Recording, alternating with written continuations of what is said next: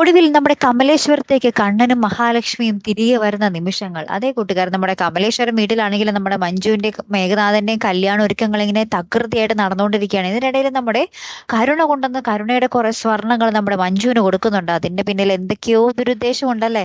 ഇത്രയും സ്വർണത്തിന് ആർത്തിയുള്ള ഒരു വേറൊരു പെണ്ണിനെ നമ്മൾ ഇതേവരെ പരമ്പരയിൽ കണ്ടിട്ടില്ല. അത്രയ്ക്കും ആർത്തിയുള്ള കരുണ എണ്ണ സ്വർണം മൊത്തം മഞ്ജുവിന് എന്തേ കൊടുക്കുന്നു എന്നുള്ളൊരു ചോദ്യത്തിന് അവിടെ ഒരു വലിയ പ്രസക്തി ഉണ്ട്. എന്തെങ്കിലും മുന്നിൽ ഒരു ചതി ഉണ്ടാകും നമ്മുടെ മഞ്ജുവിന്റെ അടുത്തേക്ക് അല്ലെ. അപ്പുറത്ത് നമ്മുടെ കണ്ണനും മഹാലക്ഷ്മിയും കൂടി വരുമ്പോൾ നമ്മുടെ ദുർഗാമ്മ കളിയാക്കുന്നുണ്ടോ, ഓ പോയിട്ട് വല്ല മാറ്റമൊന്നും ഉണ്ടോ എന്നൊക്കെ ഇങ്ങനെ ചോദിക്കുമ്പോൾ നമ്മുടെ കരുൺ എടുത്ത് വായിക്കും പറയുന്നുണ്ട്, ആ മാറ്റം ഉണ്ടെങ്കിൽ പിന്നെയും ഈ വീൽ ചെയറിൽ വരേണ്ട ആവശ്യമുണ്ടോ എന്നൊക്കെ പറയുമ്പോൾ നമ്മുടെ കണ്ണൻ ആ കാലെടുത്ത് ഇങ്ങനെ പൊക്കി മടക്കി ആ കാലിൽ നിന്ന് ചെരുപ്പ് ഇങ്ങനെ പൊക്കി എടുക്കുക കേട്ടോ. എല്ലാവരും അന്തം വിട്ട് നിൽക്കുവാണേ.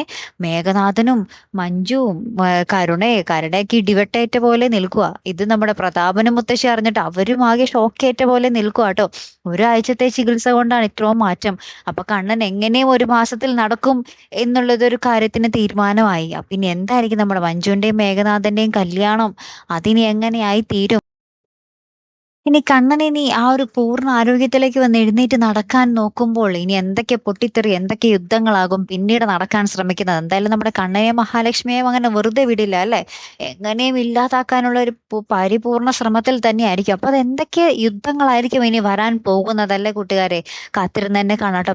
അടുത്തൊരു വീഡിയോ വരുന്നത് വരയ്ക്കും ഗുഡ് ബൈ.